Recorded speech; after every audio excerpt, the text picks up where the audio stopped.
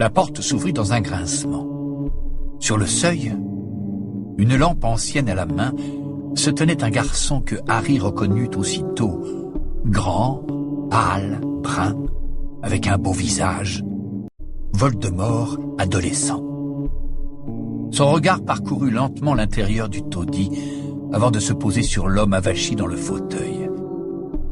Ils s'observèrent pendant quelques secondes, puis l'homme se releva d'un pas titubant, les nombreuses bouteilles vides répandues à ses pieds tintants et s'entrechoquant sur le sol. « Toi !» hurla-t-il. « Toi !» Et il se précipita sur Gédusor d'une démarche d'ivrogne, couteau et baguette levée. « Arrêtez !» Gédusor avait parlé en fourche-langue. L'homme glissa sur le sol et heurta la table, précipitant à terre des casseroles couvertes de moisissures qui tombèrent dans un grand bruit. Il fixa Gédusor et un long silence s'installa, pendant lequel ils restèrent tous deux face à se contempler. L'homme fut le premier à le briser. « Tu le parles ?»« Oui, je le parle, » répondit Gédusor. Il s'avança dans la pièce et la porte se referma derrière lui. Harry ne put s'empêcher d'éprouver une certaine admiration mêlée d'animosité devant l'absence totale de peur dont Voldemort faisait preuve. Son visage exprimait un simple dégoût et peut-être de la déception. « Où est Elvis ?» demanda-t-il. « Mort, » répondit l'autre.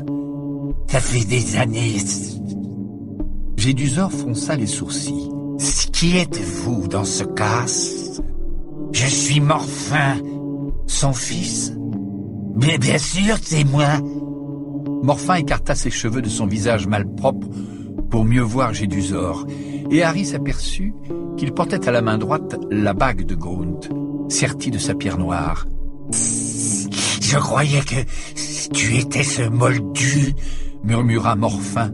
« Tu lui ressembles drôlement. »« Quel moldu ?» interrogea Gédusor d'un ton brusque. « Ce moldu pour qui ma sœur avait le béguin, le moldu qui habite dans la grande maison de l'autre côté de la route, » répondit Morphin qui cracha soudain par terre, entre deux. « Tu as la même tête que lui. Gédusor, il s'appelle, mais il est plus vieux que ça, non? Plus vieux que toi maintenant que j'y pense. » Morphin parut légèrement étourdi, et il vacilla un peu sur ses jambes, se cramponnant au bord de la table pour se soutenir. « Il est revenu, » ajouta-t-il stupidement. Voldemort observait Morphin comme s'il évaluait ses possibilités d'action. Il s'approcha alors un peu plus et dit « Gédusor est revenu.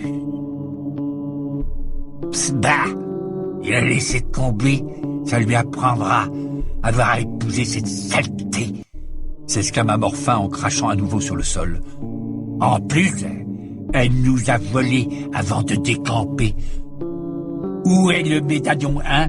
Il est où le médaillon de Serpentard ?» Voldemort ne répondit pas. Morphin se mettait à nouveau en rage.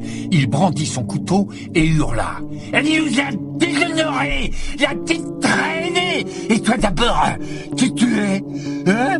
Pour entrer ici et poser tes questions sur tout ça.